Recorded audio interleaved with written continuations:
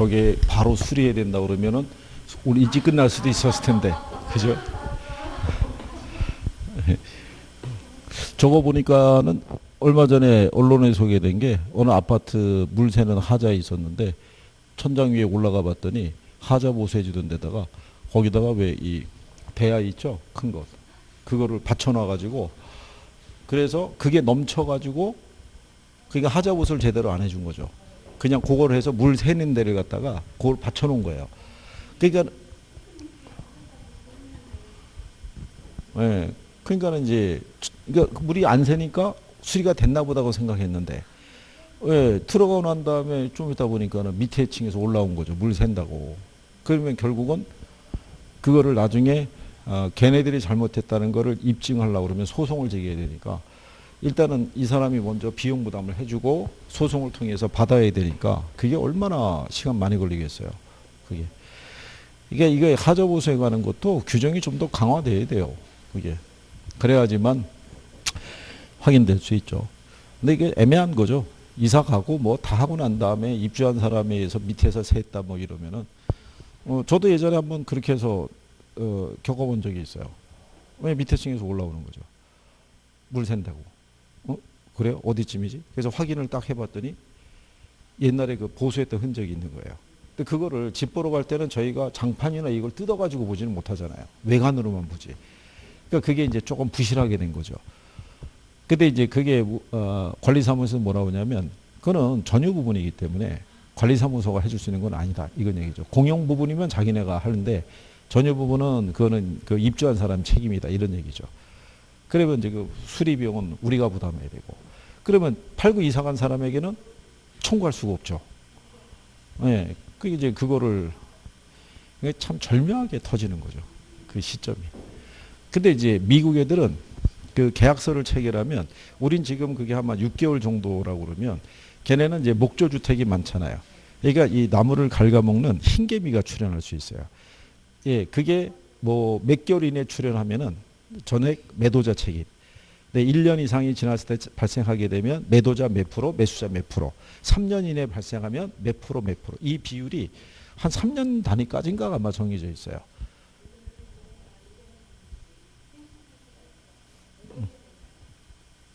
그러니까 이제 여러 가지 원인이 있을 수 있다는 거죠.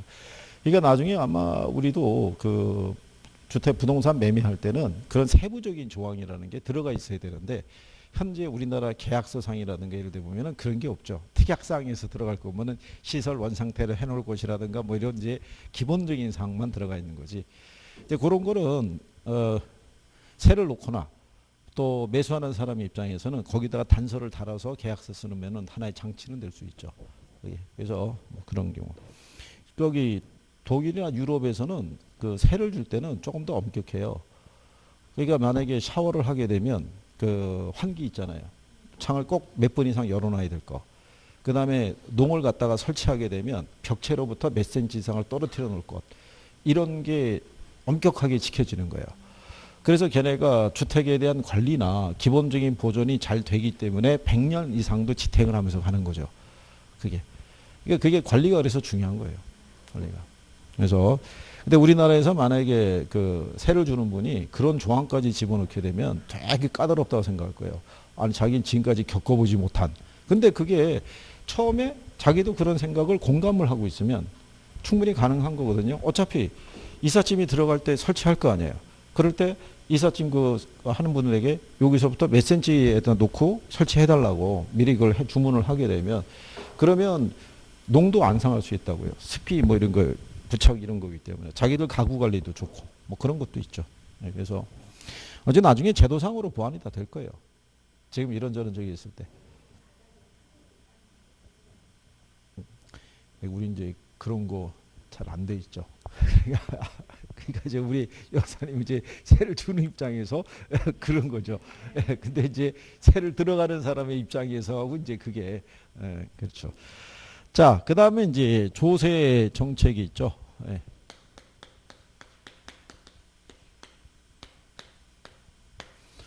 우리는 이제 취득하고요, 보유하고, 양도에 관련 세금에서 이 작년하고 재작년에서 요거 물어본 거예요.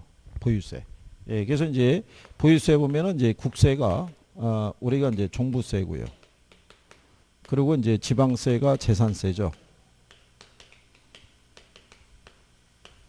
그러니까 요것도 이제 요때 물어볼 수 있는 문제에 해당이 된다라고 볼 수 있어요. 왜? 이 정부 들어서 제일 강조한 게 보유세거든요. 그래서 그 47번 문제 있죠. 이 부동산 조세 유형 중에서 보유과세를 모두 고른 걸 물어봤죠. 그러니까 이제 재산세하고 종부세가 들어가겠죠. 이렇게. 그런데 47번 문제가 유관 시험에서 이렇게 냈어요. 이렇게 내왔는데 중개사 시험에서는 형식이 바뀐 거죠. 박스로 해가지고. 그죠? 물어본 취지는 똑같잖아요. 거기 부동산 관련 조사에서 가로 안에 들어갈 내용으로 옳은 걸 물어봤잖아요. 근데 가로 안에 들어갈 게 보유 단계 있죠. 그게 답을 주도하는 거죠. 기업이 종부세고 니은이 재산세잖아요. 그렇게 배열되는 건 1번밖에 없다고요. 그리고 양도의 그 처분 단계에서 발생하는 건 양도소득세밖에 없잖아요. 그렇죠. 예, 그래서 작년 이 문제는 쉽게 준 거죠. 기본적인 것만 알면은. 그죠? 예. 그래서 이제 그런 내용을 기초로 하시면 되겠고. 그 다음에 이제 뒤에 조세에 관한 49번에 보시면 이 조세에 관한 설명으로 틀린 걸 물어봤을 때, 예, 거기 보시면 그 2번에 부동산 조세는 자원을 재분배하는 도구로도 쓰일 수 있다는 얘기죠. 가령 예를 들어서 그 1번 보면 소형주택 공급의 확대 있죠. 호화주택의 건축 억제 있죠. 예, 이것도 자원 배분을 유도하는 거죠. 소형주택을 공급하는 사람들은 세제상의 혜택을 주고 호화주택을 공급하는 사람들에게는 특소세라든가 중과세를 하게 되면 그러면 사람들은 호화주택을 짓는 것보다는 차라리 소형주택을 지어서 분양하는 게 절세 효과에 따른 이익이 더 커질 수도 있죠. 그런 식으로 자원을 재분배하는 도구로도 쓰일 수 있다. 그 다음에 이제 거기 보시면 그 양도소득세의 중과는 부동산 보유자로 하여금 거래를 뒤로 미루게 하는 동결 효과를 갖고 있죠. 지금 마찬가지죠.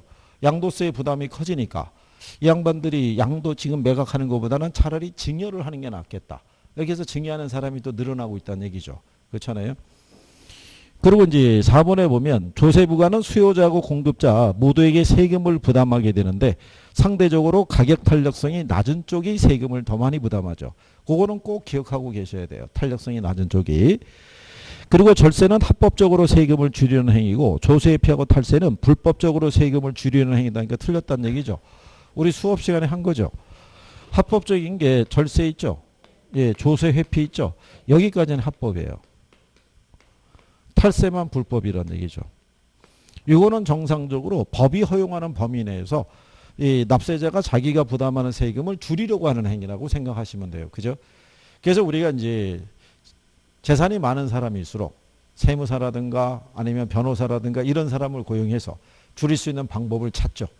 근데 이제 그게 법이 허용하는 범위 안에서 찾아야 되는데 그거를 넘어서 가지고 줄일 수 있는 방법을 찾게 되면 그게 이제 탈세로 가는 거죠. 그래서 이제 그런 내용으로 보시면 되겠고요.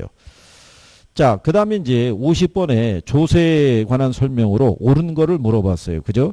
소유자가 거주하는 주택에 재산세를 부과하잖아요. 그러면 보유세의 부담이 커지니까 주택 거래가 어떻게 돼요? 줄어들고, 예, 주택 가격이 떨어지는 현상이 나타날 수 있죠. 그거는 이제 2번 지문에도 똑같겠죠. 임대주택에 재산세를 부과하죠. 예, 그러면 임대사업하는 사람들이 재산세에 대한 부담이 커지게 되면 임대사업을 기피할 수가 있죠. 그렇죠? 그 다음에 주택의 취득세율을 낮추게 되면 주택수요가 오히려 증가하겠죠. 그리고 이제 주택공급의 동결 효과 나오죠. 가격이 오른 주택의 소유자가 양도소득세를 납부하지 않기 위해 그죠? 주택의 처분을 뒤로 미룸으로써 주택의 공급이 감소하는 것을 우리가 주택 공급의 동결 효과라고 할 수 있죠. 그러니까 그 문장의 반대를 생각하시면 되죠. 그래서 이제 답은 5번을 준 거죠. 토지 공급의 가격 탄력성이 0이라는 거는 무슨 얘기예요? 완전 비탄력적이죠. 이렇게. 이 상태에서 조세가 부과가 되면 전액 누가 부담한다? 소유자가 부담할 수밖에 없는 거는요. 조세가 부과가 되더라도 이 양의 변화가 없죠. 완전 비탄력적이니까. 그러니까 가격의 변화가 없죠. 그러니까 전액 누가 부담해요? 공급자가. 그렇죠? 그래서 우리가 이렇게 얘기했었죠. 공급이 완전 비탄력적이면 누가? 공급자. 완전 비탄력적일 때는 앞에하고 뒤가 같아진다고 그랬죠. 예. 근데 이렇게 써주면 좋은데 여기처럼 토지 공급의 가격 탄력성이 0일 때, 그 0이라는 게 완전 비탄력적이다. 이거를 알고 있어야 된다는 얘기죠. 그렇죠? 예. 그래서 이제 그렇게 구별하시면 되겠고요. 그 다음에 이제 51번 있죠. 조세에 관한 설명으로 옳지 않은 걸 물어봤을 때, 예, 이게 예전에 기출에서 한번 인용을 했거든요. 그러니까 1번에 보면 취득 단계에서 부과하는 조세로는 취득세, 그 다음에 인지세 등이 있다. 이렇게 준 거죠. 이제 이렇게 나오면은 또 1차만 공부하는 사람은 또 당황하는 거예요. 세법을 안 들었거든요. 내가 알고 있는 건 보유세밖에 없는데, 그 취득세는 들어보긴 들어본 것 같아요. 근데 인지세가 또 뭐지? 또 이렇게 되는 거예요. 아니, 인지가 부채되면 그 세금이 있을 거 아니에요. 그러니까 이제 그런 부분이죠. 그랬을 때 거기 헨리 조지 얘기 또 나오죠. 토지에서 발생하는 지대 수입을 100% 징수할 때 토지세 수입만으로 재사용을 충당할 수 있기 때문에 토지세 이외의 모든 조세는 철폐하자 이렇게 얘기했잖아요. 그죠? 그래서 여기서도 토지에서 발생하는 지대 수입이라고 그랬잖아요. 예, 이거를 100% 징수할 때. 그 지대가 초과인이라고요. 예, 거기에만 조세를 부과하자 이런 얘기죠. 그럼 이 논리대로 따진다 그러면 원래 임대료가 100만 원 수준인데 그거 이상의 만약에 임대료가 설정이 됐으면 거기에 과세 다 하겠다는 얘기잖아요. 환수. 그러니까 정상적인 임대 수익만 얻어라 이런 얘기잖아요. 근데 헨리 조지의 논리는 뭐냐면 자본주의 경제에서는 생산을 통한 모든 이윤이 다 지대로 귀속이 된다는 거예요. 그건 왜 그럴 수밖에 없냐면요. 제가 왜 지난번에 왜 그 족발집 사장님 얘기했었잖아요. 예, 그런 식으로 지금 그 1층 매장에 그 업종이 지금 지형 구도가 달라지는 거죠. 그러니까 강남 같은 경우도 임대료 비싸잖아요. 그러니까 웬만한 업종은 못 들어가는 거죠. 그 정도의 임대료를 이길 수 있는 업종만 들어가는 거죠. 그렇잖아요. 그러니까 소비자의 입장에서는 선택의 다양성이 떨어지죠. 그게. 근데 이제 특히 우리나라 왜 그 스타 땡땡 무슨 커피 있잖아요. 이번에 저쪽에 어디죠? 강원도 어디다가 그거 하나 또 만들어가지고 완전히 거기 핫플레이스가 돼가지고 그죠? 예. 강원도 무슨 저기 거기 평창인가 어딘가에다가 빵도 구워서 팔고 커피 이렇게 해서 파는 그런 점포를 만들었나 봐요. 거기라. 예. 그러니까 이제 사람들이 이제 요즘에 드라이브 이렇게 이제 쭉 가서 가다가 우리 또 들으면 또 굳이 또 찾아가서 먹는 습관이 있어요, 없어요? 있다고요. 그러니까 또 바글바글한 거죠, 그죠? 그러니까는 또 그거 그 스타 땡땡을 우리나라에 그 S라고 하는 데서 그거를 그 수입한 거라고요. 그러니까 걔네하고 이쪽 그쪽하고 아마 지분이 반반인가 뭐 그래요. 그러니까 그쪽에 부회장인가 하는 사람이 또 거기 가서 또 그걸 줄 서서 또 그걸 또 먹는 게 또 SNS에 올라간 거 아니겠어요? 예. 그러니까는 이제 또 줄 섰다는 얘기는 벌써 쫙 늘었다는 얘기 아니겠어요? 걔네가 다 직영이라고요. 걔네가. 그래서 우리나라 국산 브랜드 있죠. 브랜드 커피들이 타격을 받은 이유가 그거라고. 걔네가 거의 도로가에 위치한 건 걔네만 위치하잖아요. 그러니까는 이제 걔네가 아무래도 매출도 커지고 뭐 그런 경우죠. 뭐라고 그러겠어요. 자, 그 다음에 이제 3번에 보면 지가 상승에 대한 기대가 퍼져 있는 상황에서 양도세가 중과돼서 동결 효과가 발생하면 지가가 하락한다면 틀리죠. 그러니까 말 그대로 동결이잖아요. 그러니까 공급이 예, 더 이상 늘어나지 않는다는 얘기라고요. 그러면 수요는 늘어나는데 공급이 그대로면 가격은 오를 수밖에 없죠. 예, 그래서 제목대로 그런 용어 정도는 기억을 해 두시는 게 필요하다. 이런 얘기가 되겠어요. 그 다음에 이제 뒤로 보시게 되면, 조세를 감면할 때 나타날 긍정적 또는 부정적 작용을 설명한 것이다. 틀린 것을 이렇게 물어봤어요. 거기 보면은 이제 2번에요. 조세를 감면하면, 주택조세를 감면하면 주택 부문 투자는 증가하고 다른 부문 투자는 감소하는 효과가 나타날 수 있겠죠. 그러니까 특정한 산업 쪽으로만 이제 조세에 어떤 혜택을 주게 되면 그 산업 부분에 대한 거래가 조금 더 활발하게 움직일 수는 있다 이런 얘기죠.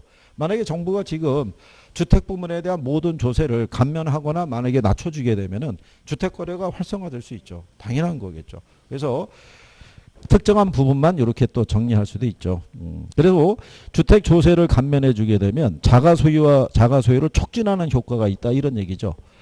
근데 이게 조세를 감면하게 되면 조세 부과가 달리 소득을 재분배하는 효과가 발생한다라고 얘기를 해요. 근데 조세를 감면을 하게 된다는 것 있잖아요. 이게 이런 거잖아요. 돈이 많은 사람도 조세 감면 혜택을 받고 소득이 적은 사람도 조세 감면 혜택을 받게 되면 그러면은 이게 소득이 재분배되는 효과가 기대하기가 어렵다는 얘기죠. 이게. 그러니까 이제 일반적으로 이런 건 있어요. 고소득층에게 세금을 감면해 주잖아요.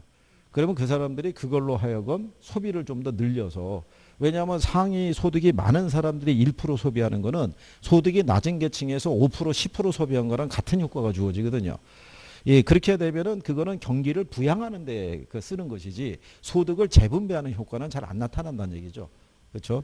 오히려 그거는 소득을 재분배하려고 그러면 그 사람들에게 과세를 해서 환수해서 또 가지지 못한 사람들에게 그게 나눠질 수 있도록 했을 때가 소득 재분배 효과가 나타날 수 있다, 이런 얘기예요. 그래서 이제 정부에 따라서 정책이 조금 그래요. 그래서 이제 이런 얘기가 있죠. 부자세라고 그래서 그 세율을 좀 낮춰주게 되면, 그러면 이제 다른 사람들이 뭐라고 그러냐면, 아니 그러면 이게 무슨 뭐 부자들만을 위한 세금이냐 이렇게 해서 반발하는 사람이 있잖아요. 그럼 그게 아니라 그 사람들에게 조세를 감면해 줌으로써 그 사람들의 소비를 늘리는 게 전체적인 어떤 소비를 늘어나는 효과를 가져올 수 있다, 이렇게 이제 얘기할 수 있다, 이런 얘기죠. 그러니까 이제 뭐 정책상의 논리니까 이제 그렇게 보시면 되겠고요. 그리고 이제 아마 이 조세 감면, 이것도 예전에 기출에서 한번 인용을 했는데 지금은 이 표현이 잘 안 나오는 게, 포괄적으로 하게 되면 또 이것도 또 태클 들어갈 수 있고 그러니까 그런 정도로만, 이 정도 수준에서만 정리하시면 되겠고요.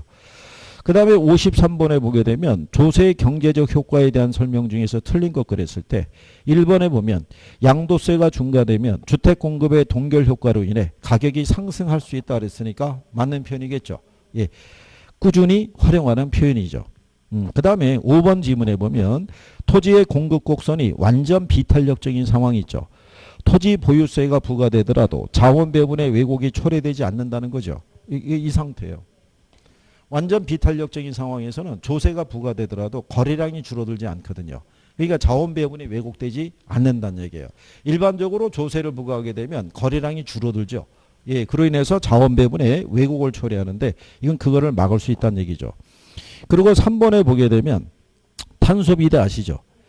공급의 가격 탄력성은 탄력적이라고 그랬죠. 그러면 거기 탄이라고 한 데 있죠. 예, 거기다가 소라고 쓰고, 그 다음에 수요의 가격 탄력성은 어떻대요? B라고 그랬잖아요. 여기다 대. 그럼 누가 세금을 더 많이 부담하냐면, 예, 그게 수요자가 더 세금을 많이 부담하죠. 그죠?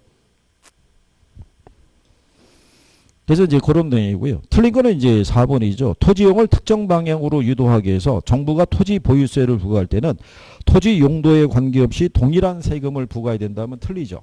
예, 이때는 차등과세를 하거나 용도에 맞춰서 이렇게 이제 구별하시면 되겠고. 그 다음에 이제 54번에 보면요. 정부에서 주택에 부과하는 재산세를 상승시켰다고 얘기하죠. 이 다른 조건이 동일할 때 주택시장에서 일어나는 현상 중에서 잘못된 것을 물어봤는데, 거기 5번에 보면요. 일률적으로 같은 비율을 주택가격에 적용하는 재산세 있죠. 역신세적인 효과를 나타낸다라고 얘기를 하죠. 여기서는 그냥 이렇게 생각하시면 될 거예요. 고가주택이 있고 뭐가 있을 때 이게 세율을 동일하게 적용을 하게 되면요. 근데 일반적으로 이 저가주택이 있죠. 여기서 또 이 숨어있는 가정은 뭐냐면, 정부는 일정 수준 이하의 주택이 있죠. 얘가 신축이 금지되어 있다고요. 그러니까 얘는 공급이 안 돼요. 그러면 우리가 기본적으로 신축주택이 있고요. 재고주택이 있죠. 그럼 어느 게 더 탄력적이겠어요? 공급을 놓고 보게 되면 얘가 탄력적이라고요. 얘는 보유 공급이라고요. 그러니까 팔려고 내놓기만 하면 되고요. 얘는 생산 공급이에요. 그러니까 얘는 상대적으로 비탄력적이고요. 얘는 탄력적이라고요. 그러면 이제 신축 주택을 주로 소비할 수 있는 사람들이 고소득층이에요. 그리고 기존 주택을 주로 소비하는 사람들이 저소득층이라고요. 그죠? 그럼 얘는 공급이 비탄력이면 수요가 상대적으로 탄력적이라는 가정이에요. 그래서 조세를 일률적으로 같이 부과하면 고소득층의 세금 부담은 줄어들고 저소득층의 세금 부담은 오히려 커질 수 있다는 거예요. 그래서 이거를 피하기 위해서는 차등과세를 해야 된다는 거예요. 이게 우리가 그림으로 확인하면은 이런 거예요. 이렇게 수요 곡선이 있고요. 이렇게 공급 곡선이 있을 때. 자, 시장 가격이 이렇게 1,000원이고요. 이게 100이라고 가정하자고요. 그러면 여기 우리가 기울기를 놓고 따져보게 되면 얘가 완만하고 얘가 급하잖아요. 그러니까 수요가 탄력적이고 공급이 비탄력적이라는 얘기죠. 이 상태에서 만약에 얘한테서 세금 부과하죠. 그러면 이제 공급 곡선이 상방 이동하잖아요. 소세 부과된 것만큼 거래량이 어떻게 돼요? 줄어들고 가격이 올라가죠. 1020원으로. 그러면 공급자는 1020원 받고 팔아서 얼마? 920원. 이렇게 될 거 아니에요. 그럼 수요자 부담은 요거죠. 가격이 올랐으니까. 근데 나머지는 공급자 부담 아니에요. 그러면 수요자 부담보다는 공급자 부담이 커지죠. 그렇잖아요. 그 얘기는 수요가 탄력적이니까. 그럴 때 얘가 신축 주택이잖아요. 신주택 공급은 비탄력 아니에요. 근데 수요는 탄력적이잖아요. 그러니까 이 수요가 고소득층이라고요. 그러면 신축 주택에 이렇게 세금을 부과하면은 소비자의 세금 부담이 줄어들잖아요. 근데 재고주택에 부과하게 되면 재고주택은 공급이 탄력적이잖아요. 여기는 수요가 이렇게 돼 있고요. 공급이 반대로 이렇게 가는 거죠. 그러면 이렇게 돼 있을 때 똑같이 또 100이라고 그럴 거예요. 이한테 100원의 세금을 부과하죠. 그럼 얘는 세금 부과된 것만큼 공급 곡선이 이렇게 이동하겠죠. 그러면 가격이 어떻게 돼요? 올라가겠죠. 그러면 이게 1080원으로 올라가게 되면 100원 중에 그러면 80원에 팔아서 공급자는 100원 세금 내야 되죠. 그럼 공급자 부담은 20원이 되겠죠. 그러면 요거는 누구 부담이고요? 수요자. 이건 누구 부담이겠어요? 그러면 여기서는 얘가 탄력이니까 이게 무슨 주택이 되겠어요? 재고주택. 재고주택을 주로 소비하는 사람이 저소득층이잖아요. 그럼 일률적으로 같이 세금을 부과하게 되면 누가? 저소득층이 세금 부담이 커지잖아요. 그러니까는 차등 가서 해야 된다는 거예요. 아니면은 얘들은 면세를 해주거나 아니면은 공공임대주택의 공급을 늘려주거나. 예, 그래서 그 이제 일률적으로 재산세를 부과하게 되면 역진세적인 효과가 나온다는 거예요. 누진세 효과가 안 나타나고. 근데 이렇게 그림으로 그려서 하기는 어렵죠. 예, 그러니까 실상 그 5번 지문 같은 경우는 한 번 정도 여러분 시험에 나온 거예요. 그러니까 자주 쓰기는 좀 힘들죠. 그러니까 문장을 쓰면은 좀 더 풀어서 주겠죠. 그래서 이제 거기서는 자, 4번 지문에 수요가 완전 탄력적일 때 있죠. 재산세 상승분은 전부 임차적에 귀속이 된다는 게 틀렸죠. 아까 우리가 완전 비탄력적이면 앞에하고 뒤가 같다고 그랬죠. 근데 완전 탄력적이면 앞에하고 뒤가 틀리잖아요. 수요가 완전 탄력적이면 전액 누가 부담해야 돼요? 공급자. 임차자가 아니라 임대자가 부담해야겠죠. 그래서 이제 4번이 답이 되더라. 이런 얘기죠.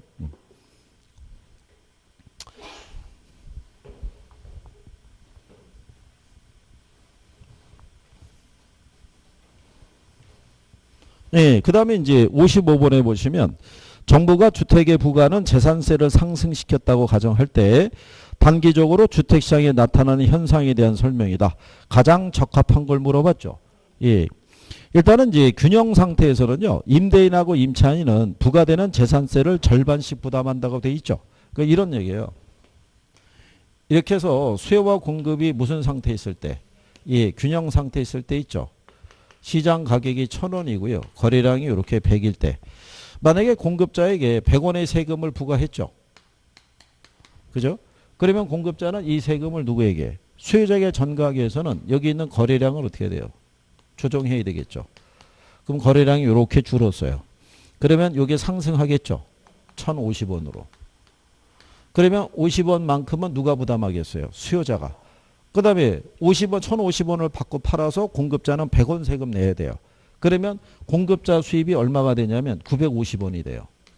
그러면 100원 세금 가지고 수요자가 얼마 부담해요? 50원. 그죠? 공급자는 또 얼마 부담해요? 50원. 근데 얘는 수입이 줄어드는 거죠. 그렇잖아요. 그러니까 균형 상태에서는 쌍방귀착이에요. 근데 누가 더 많이 부담하느냐 여부 있죠. 그거는 탄력성의 크기에 따라 틀려진다는 거예요. 탄력적일수록 조세 부담이 작고 비탄력적일수록 조세 부담이 커진다는 얘기예요. 그래서 탄소 비례 논리가 나오는 거예요. 그죠?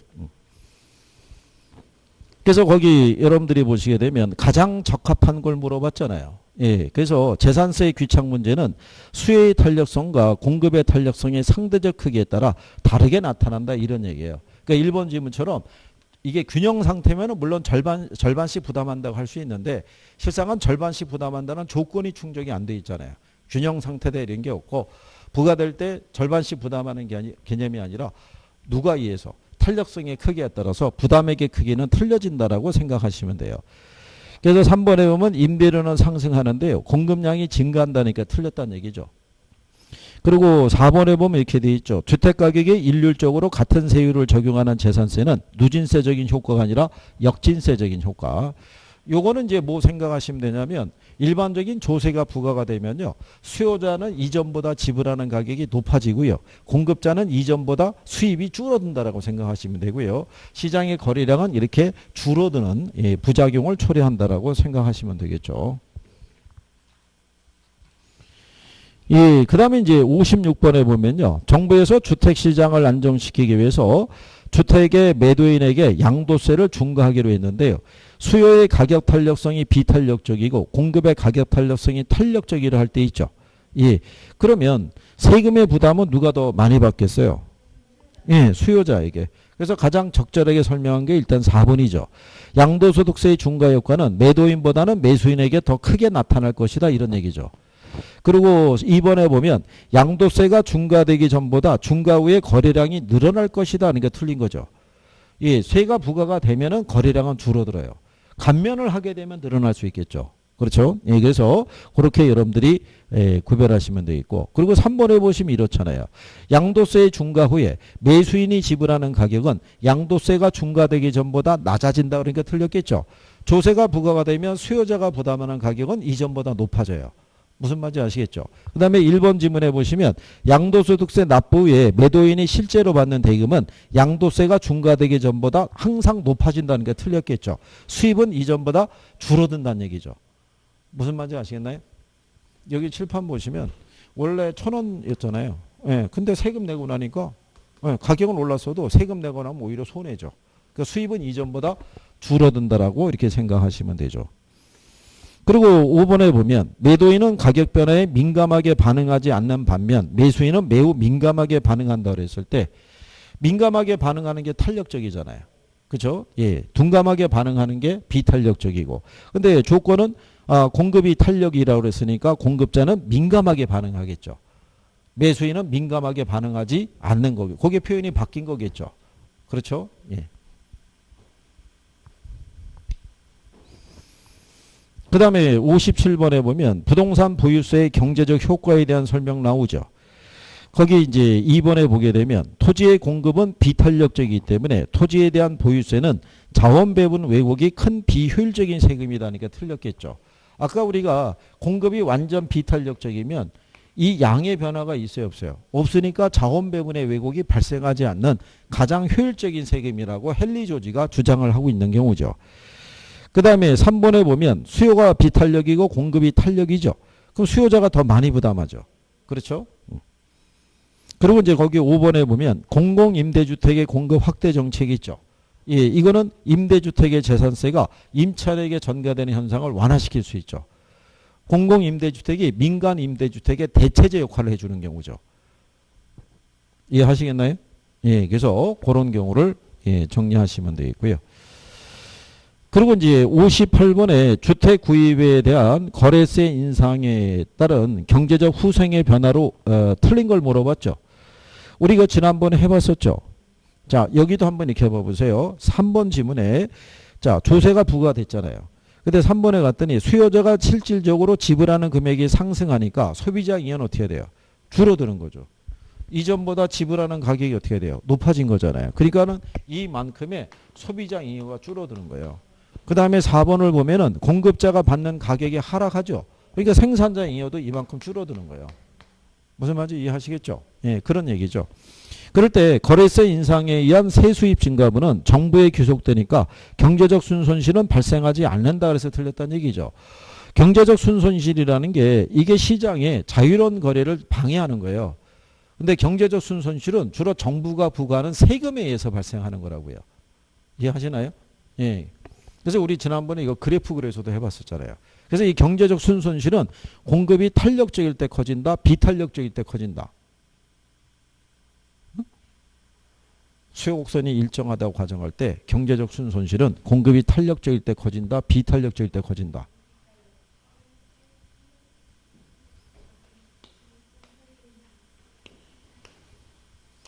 괜찮아요. 뭐 다시 또 하면 되죠. 자, 수요 곡선이 있죠. 얘가 일정하다고 가정할 때 이런 기울기 있죠. 그러면 손실이 이렇게 나온다고요. 이 상태에서 이렇게 가죠. 어느 게 커요? 탄력적일 때 커진다. 지난번에 그래프 그려서 얘기해 드렸잖아요. 그래서 수요 곡선이 일정할 때 있죠. 경제적 순손실은 공급이 탄력적일 때 커진 거예요. 세금 부과할 때 거래량이 줄을 거 아니에요.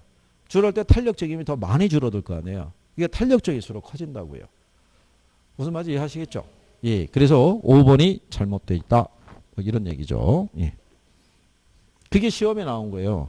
이게 기출에서 5번을 답으로 주고요. 그 다음에 있죠. 예, 그 다음에 경제에서 나온 거예요. 경제적 순손실은 공급이 비탄력적일수록 커진다 그래서 틀리게 준 거예요. 탄력적일수록 커지는 거라고요. 그래서 그렇게 예, 구별하시면 되겠고요. 59번에 나오는 건요. 시장에서 수요의 가격 탄력성이 0.4고요. 공급의 가격 탄력성이 1.2죠. 예, 그러니까 공급의 가격 탄력성이 탄력적이고 수요가 비탄력이라는 거잖아요. 수요는 1보다 작잖아요. 그럼 조세 부과되면 누가? 예, 공급자보다 수요자에게 더 많이 전가된다고 볼 수 있겠죠. 그렇죠? 예. 구별하시겠나요? 탄력성의 수치를 가지고. 그 정도까지는 뭐 활용할 수 있다고 봐요. 왜냐하면 거미지 모형에서도 수요의 가격 탄력성과 공급의 가격 탄력성이 있죠. 수요의 가격 탄력성을 1.1을 주고 공급의 가격 탄력성을 0.9를 준 거예요. 수렴형이냐 발산형이냐 순환형을 물어본 거예요. 수요가 더 탄력적이니까 수렴형일 거 아니에요. 이렇게 해서 이 수치를 활용한 적이 있거든요. 예, 그러면 조세를 부과하는 거를 물어봤을 때 간단하게 그냥 이렇게 줄 수가 있으면 그러면 탄력성에 대한 거를 이해하는 사람은 쉬운 문제고 예, 그게 싫은 사람은 이것도 어렵다고 할 수도 있겠죠. 그렇죠? 그러니까 그런 내용으로 정리해 보신 거죠.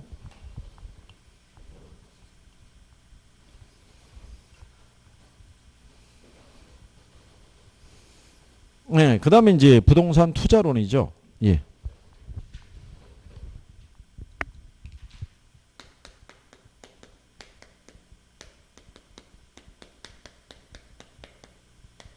예, 투자론은 이제 시험 목차가 부동산 투자 이론이 있죠. 예, 얘가 있고요. 그 다음에 부동산 투자 분석 및 기법 이런 게 있어요. 여기를 이제 학생분들이 작년에 비해서는 공부해서 이렇게 가는 속도가 조금 느리다 보니까 지금 아마 투자론 쪽에서 거의 걸려 있는 것 같아요. 경제가 처음 들었을 때는 꼭 영어 같았는데 지금 좀 괜찮았다 이런 얘기죠. 좀 풀어졌는데 투자를 들어가니까 얘가 꼭 스페인어 같다 이런 얘기죠. 그러니까는 이걸 또 어떻게 해야 되지 그런데 경제를 극복을 하듯이 얘도 다 가능한 거예요. 근데 이제 기본적인 큰 틀에서 생각하시면 투자자는 항상 투자를 결정할 때는 위험과 수익의 관계 있죠. 이게 상충 관계라고요. 위험이 커지면 수익이 줄어들잖아요. 위험이 작아지면 수익도 커질 수 있고 두 가지의 관계를 고려하지 않을 수가 없어요. 그렇잖아요. 그러면 투자자 입장에서는 내가 생각했던 거랑 다른 결과를 유도하는 위험이 있죠. 예, 위험은 어떤 애들이 있는지를 알아야 되죠. 그래서 여러분들이 아시는 사업 위험이라는 것도 있고요. 무슨 위험? 금융 위험이라는 것도 있고 인플레 위험이라는 것도 있고 그 다음에 법적인 위험도 있고요. 그 다음에 유동성 위험도 있고 그렇잖아요. 그러면 이 위험에 대한 대가를 우리는 당연히 요구해야 되잖아요. 위험에 대한 대가를 반영한 수익률이 뭐예요? 그게 요구 수익률이에요. 그러면 투자자는 위험하고 이제 수익률이 있죠. 예, 그걸 감안해서 기대 수익률하고 뭐를 비교할 때, 예, 이럴 때 얘가 얘보다 크면 투자하는 거예요. 근데 요구 수익률이라는 게 무위험률 플러스 뭐로 돼 있어요? 예, 위험 할증률이 주어져 있어요. 근데 우리가 국공채에 투자할 때는 이 대가를 바라진 않잖아요. 근데 부동산에 투자하게 되면 이 부담의 크기에 따라 얘가 커질 거 아니에요. 그 원래는 얘가 2%였고요. 위험 할증률이 3%였어요. 그럼 내가 원래 요구했던 건 몇 프로예요? 5%인데 그럼 이거 이상의 수익만 기대하면 투자할 수 있잖아요. 근데 이게 코로나19 때문에 내가 부담하는 위험이 커진 거예요. 5%로. 그러면 원래는 얘가 6%였으니까는 얘보다 크니까 투자할 수 있었잖아요. 근데 내가 부담하는 위험이 커진 거예요. 그래서 요구 수익률이 몇 프로? 7%가 된 거예요. 그럼 얘는 그 이상의 수익을 기대할 수 있을 때만 나는 위험을 감수하고 투자할 수 있는 거예요. 무슨 말인지 아시겠죠? 그러니까 투자자는 이렇게 해서 위험에 대한 대가를 감안한 수익률을 산정할 수 있는 기본적인 능력이 있어야 되죠. 그러지 않으면 투자해도 그냥 손해일 거 아니에요. 무슨 말인지 아시겠나요? 그래서 투자자는 기대 수익률 하나만 보고 투자하진 않는다는 거예요.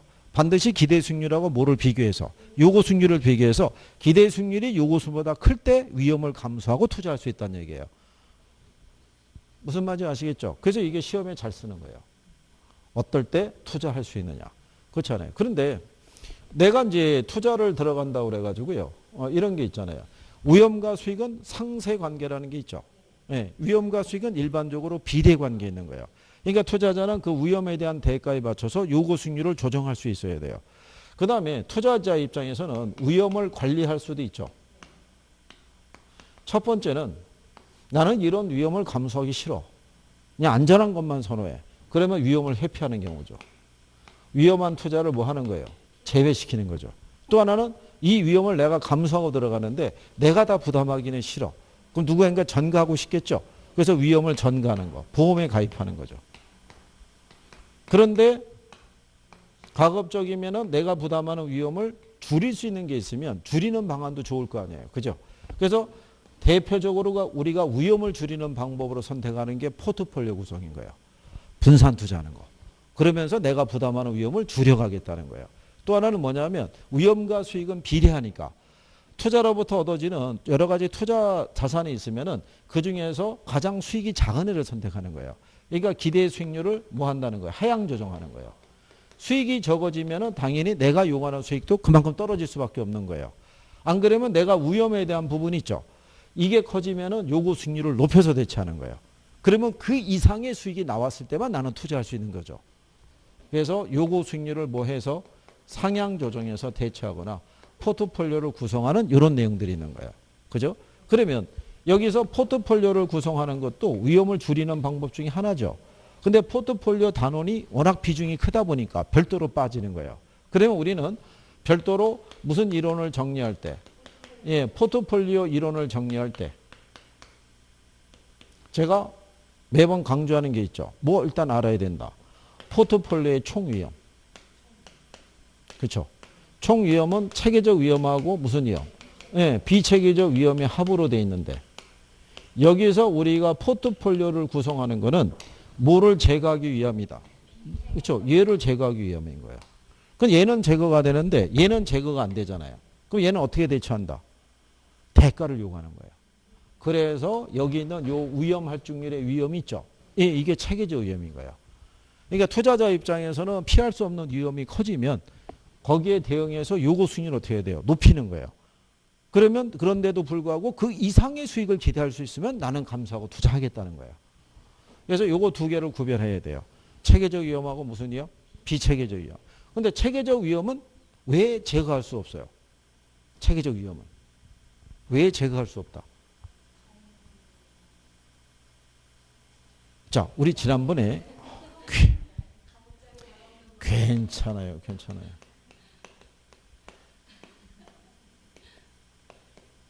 그래도 지금 좋아진 게 뭐냐면 안 놀래잖아요. 그렇잖아요. 그냥 담담하게 받아들이고 있잖아요. 이미 놀랄 만큼 다 놀랐다는 얘기잖아요. 그러니까 이제 뭐 부담 없이 하는 거죠. 자, 우리가 만약에 투자할 때 있죠. 주식 투자할 때 D항공, S전자, L화학 이렇게 투자한 게 분산 투자하는 거라고요. 그래서 제가 지난번에 그랬죠. 지금 이 항공사가 경영권 분쟁에 휘말리고 있죠. 요즘 경기 침체에 따라서 항공주가 어떻게 돼요? 바닥이잖아요. 근데 내가 만약에 항공주에만 집중적으로 투자하면 수익도 커질 수 있지만 리스크도 커지잖아요. 근데 이렇게 분산 투자를 하게 되면 여기서 손실이 발생하더라도 여기와 여기서 발생하는 수익으로서 평균적인 수익은 안정적으로 가져갈 수 있다 이런 얘기죠.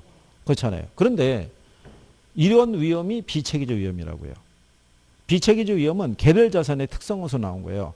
이거는 이 항공사만의 문제지 모든 산업에 이 문제가 발생하는 건 아니에요. 그죠? 그러니까 얘는 분산 투자하면 제거할 수 있다는 거예요. 그런데 시장에서 EGR 같은 게 변하죠. 이거는 모든 자산에 영향을 주는 거예요. 그러니까 이거는 분산 투자한다고 제거할 수가 없는 거예요. 그게 체계적 위험이라고요. 그러니까 우리는 이런 변화에 대처해야 되는 것을 반영할 수 있어야 되는 거예요. 무슨 말인지 이해하시겠죠? 그 다음에 우리가 분산 투자에 따른 포트폴리오 효과라고 있죠. 포트폴리오 효과 또는 위험 분산 효과 얘기해요. 여기서 위험 분산 효과를 측정하려고 그러면 뭐가 나와야 돼요? 상관계수가. 그죠? 상관계수는 마이너스 1에서부터 1까지 존재해요. 그죠? 그럴 때 마이너스 1의 의미는 두 개의 자산이 있으면 두 개의 자산의 수익률의 움직임이 100% 다른 방향으로 가는 거예요. 그래서 위험분산 효과가 최대가 되는 거예요. 근데 여기 1이라는 얘기는 100% 같은 방향으로 가는 거예요. 그러니까 위험분산 효과가 안 나타나죠. 그러니까 1만 아니면 효과가 나타난다고 그랬죠. 예. 그래서 우리가 지난번에 여름과 겨울이라는 계절을 놓고 소주, 맥주, 그 다음에 청량음료 갖고 비교해 봤던 거예요. 기억하시나요? 예. 그래서 이런 거 이제 기억해 두시고요. 그리고 이제 여러분 시험에 자주 인용이 되는 것 중에 하나가 최적 포트폴리오. 최적 포트폴리오에서요. 가장 최적 포트폴리오라는 거는 효율적 전선이 있죠. 효율적 전선과 무차별 곡선의 접점이 있죠. 예, 여기서 발생을 해요. 근데 이 중에서 여러분 시험에 자주 등장하는 애가 얘예요. 그러니까 이 효율적 전선이라는 건 평균 분산 지배 원리를 충족시키는 포트폴리오의 집합이에요. 여기가 수익률이고 여기가 위험이잖아요. 이렇게 됐을 때 여기 보면은 이 위험의 크기가 같죠. 같으면 우리는 B하고 C 중에 뭐를 선택한다고 그랬어요? B를. 수익이 크니까. 그렇잖아요. 그걸 선택하는 거예요. 이렇게. 그죠? 네, 이게 효율적 전선이라고요. 동일한 위험에서는 수익이 제일 어떻게 돼요? 큰 애들. 네, 이걸 선택해서 연결하는 선을 우리가 효율적 전선이고, 얘가 우상향하는 이유는 주어진 위험에서는 그 이상의 수익은 못 올리잖아요. 그러니까 더 큰 수익을 올리기 위해서는 더 큰 위험을 감수해야 된다라고 얘기하는 거예요. 뭐 그런 정도 해놓으시면은 웬만큼 문제 나오면은 풀 수 있을 거라고 생각하는 거예요. 그래서 결론은 일장의 투자 이론은 투자의 위험과 수익에 관한 것들이 포트폴리오 이론에서 마무리하는 거예요. 여기까지. 그래서 그런 흐름이 연결되어 있다는 것을 알아두시면 되죠. 무슨 말인지 아시겠죠? 네, 그래서 여기까지 하셨고, 네, 잠깐 쉬었다가 이제 투자론을 하고 마무리하시죠.